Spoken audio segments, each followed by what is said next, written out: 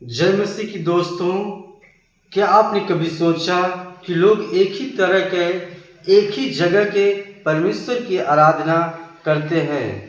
दोनों प्रार्थना करते थे, दोनों दान देते थे, लेकिन एक की प्रार्थना स्वर्ग तक पहुंचती है और दूसरे की प्रार्थना रिजेक्ट अस्वीकार हो जाती है।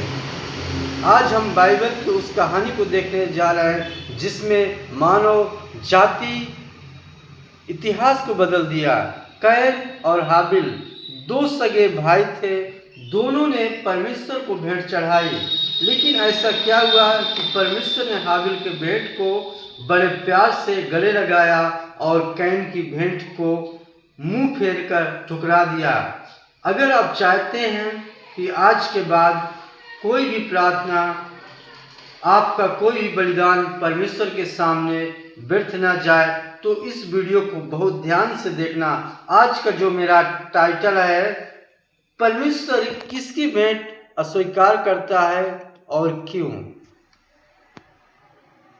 आज हम लोग देखेंगे वचन की सामर्थ्य को। हम लोग देखते हैं, जब हम देखते हैं परमेश्वर का वचन को देखते हैं, उत्पत्ति 4 अध्याय का 3 से 5 में वहाँ पर लिखा है और यहाँ पर बताता है कि कुछ दिनों के बाद कैन यहोवा के पास भूमि की उपज में से कुछ भेंट ले आया और हाबिल भी अपनी भेड़ बकरियों को कई एक पहलौठे बच्चे और उनकी चर्बी भेंट लाया।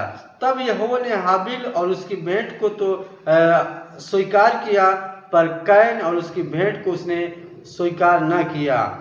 अब आपके मन में सवाल आएगा कि परमेश्वर ने ऐसा भेद क्यों किया। इसका जवाब हमें नए नियम में मिलता है। अगर आप लोग देखेंगे, इब्रानियों 11 अध्याय का 4 बताता है कि विश्वास ही से हाबिल ने कैन से उत्तम बलिदान परमेश्वर के लिए चढ़ाया और उसी के द्वारा उसको धर्मी होने की गवाही दी गई। आज हम लोग देखेंगे, मैं पहला कारण बताना चाहता हूँ, दिखावा बनाम दिल का विश्वास के बारे में हम लोग देखेंगे। कैन ने क्या किया था, उसने बस रस्म निभाने के लिए भूमि की उपज में से कुछ भी उठाकर परमेश्वर को दे दिया। उसमें कोई श्रद्धा नहीं थी। अगर हम लोग कैन के लाइफ से हम लोग देखते हैं तो उन्होंने क्या किया, एक रस्म निभाया और उन्होंने क्या किया, संपूर्ण मन से नहीं था। उसके मन में क्या था, एक घबराहट जैसे था कि मुझे देना है कि नहीं देना है। लेकिन हम लोग देखते हैं हाबिल ने क्या किया, उसने अपनी भेड़ों में से पहलौठे और सबसे उत्तम हिस्सा चर्बी चुन कर दिया और हाबिल ने परमेश्वर को अपना सर्वश्रेष्ठ दिया, जबकि कैन ने बचा कुचा दिया। परमेश्वर आपकी भेंट की कीमत नहीं, उसे देने के पीछे आपका दिल का विश्वास देखता है।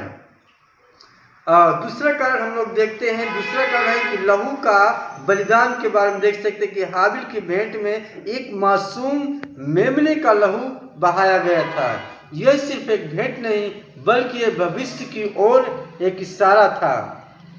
यह प्रभु यीशु मसीह ने उस महान बलिदान को दर्शाता है जो उन्होंने क्रूस पर हमारे पापों के लिए दिया। बाइबल कहती है कि बिना लहू बहाए पापों की क्षमा नहीं। हाबिल का बलिदान मसीह की क्रूस की गवाही देता है। तीसरा कारण मैं आपको बताना चाहता हूं, जो भेंट से पहले आपका जीवन स्वीकार होता है। यहोवा ने हाबिल और उसकी भेंट को स्वीकार किया। ध्यान दीजिए, परमेश्वर ने पहले हाबिल को स्वीकार किया, इसके बाद उसकी भेंट को। कैन का जीवन और परमेश्वर की नज़रों में सही नहीं था। उसका दिल ईर्ष्या और क्रोध से भरा हुआ था। अगर हमारा जीवन पवित्र नहीं है तो हम लाखों रुपए का दान या हमारी बड़ी बड़ी सेवाएं परमेश्वर के सामने बेकार है। हम देख सकते हैं कि अगर हम लोग देखते हैं, आप चाहे कितना भी दान दे दीजिए, आप चाहे करोड़ों रुपए दे दीजिए, अगर आप सही रीत से नहीं देते तो सच में आपका दान दिया हुआ, आपका भेंट दिया हुआ क्या हो जाएगा, कोई फायदा नहीं है। इसलिए आपको क्या बनना है, आपको जो भी होता है सो इच्छा से, आपका कोई दबाव नहीं, कोई प्रेशर नहीं। अगर आप ऐसा करते हैं सच में प्रभु आपको मदद करेगा, आपको सहायता करेगा। भाइयों बहनों, आज हम में से बहुत से लोग कैन की तरह हैं। हम संडे को चर्च तो जाते हैं लेकिन हमारा दिल कहीं और होता है। हम दान दसवांश तो देते हैं लेकिन अपनी जेब का वो हिस्सा देते हैं जिसकी हमें जरूरत नहीं होती। हम प्रार्थना तो करते हैं लेकिन सिर्फ एक आदत है या रस्म समझकर, बिना किसी विश्वास के। परमेश्वर आज आपसे पूछ रहा है, क्या आप उसे अपना बचा कुचा समय दे रहे हैं या अपना सबसे पहले उत्तम समय दे रहे हैं? हाबिल बनिए। जब आप सुबह उठते हैं तो सबसे पहले परमेश्वर को दें। अपनी योग्यता, अपनी जवानी, अपना धन, सब कुछ परमेश्वर को पहले सर्वश्रेष्ठ सौंप दें।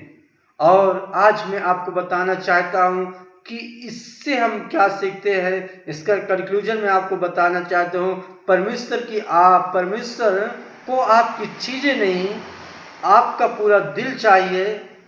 कैन ने अपनी गलती को सुधारा नहीं बल्कि गुस्से में आकर अपने भाइयों का कत्ल कर दिया और आशीषें खो दी। लेकिन हाबिल ने जो विश्वास दिखाया, उसके कारण मरने के बाद भी आज हजारों साल बाद उसकी गवाही सुन रहे हैं। मेरे दोस्तों, मैं आपको बताना चाहता हूँ, इनकरेज करना चाहता हूँ, अगर आज आप अपना फैसला करते हैं कि कैन की तरह रस्म नहीं निभाएंगे बल्कि हाबिल की तरह अपना सर्वश्रेष्ठ परमेश्वर को देंगे, तो सचमुच परमेश्वर आपका जीवन में कार्य करेगा। मैं आपको बताना चाहता हूं, मैं आपको इनकरेज करना चाहता हूं मेरे प्रिय मित्र, भाई बहनों, आपको क्या करना, हाबिल के समान बनिए। आप ईमानदारी से एक भेंट लेकर आइए और प्रभु को समर्पित करिए। सच में प्रभु आपको आशीष देगा। आप कैन के समान मत बनिए। कैन जैसे क्या करता था, उन्होंने अपनी क्या कर दिया, उन्होंने लेकर आया लेकिन उसके पास उसको इंटरेस्ट नहीं था। आज आपको भी करना है, परमेश्वर के पास आइए, पहला प्रायोरिटी, पहला स्थान प्रभु को दीजिए। जब ऐसा करेंगे सच में प्रभु क्या करेगा, सच में आपके जीवन को बदल देगा। अगर हमारा वीडियो अच्छा लगा हो तो आप अपने परिवार के साथ शेयर कर सकते हैं, अपने दोस्तों के साथ शेयर कर सकते हैं और मसीह भाई लोगों के पास भेज सकते हैं, ग्रुप में भेज सकते हैं ताकि वो भी सत्य को जाने, प्रभु के वचन को जाने। आइए हम एक छोटा सा प्रार्थना करेंगे। जीवित यीशु, हम आपको धन्यवाद देते हैं और हम प्रार्थना करते हैं हम हाबिल के समान बनने पाए। जैसे हाबिल की गवाही आज बाइबल में है, लोग उसको बताते हैं।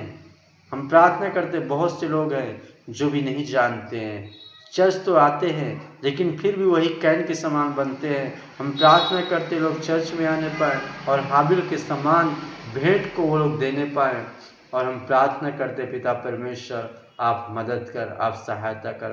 उद्धारकर्ता प्रभु यीशु मसीह के नाम से सबको जय मसीह की।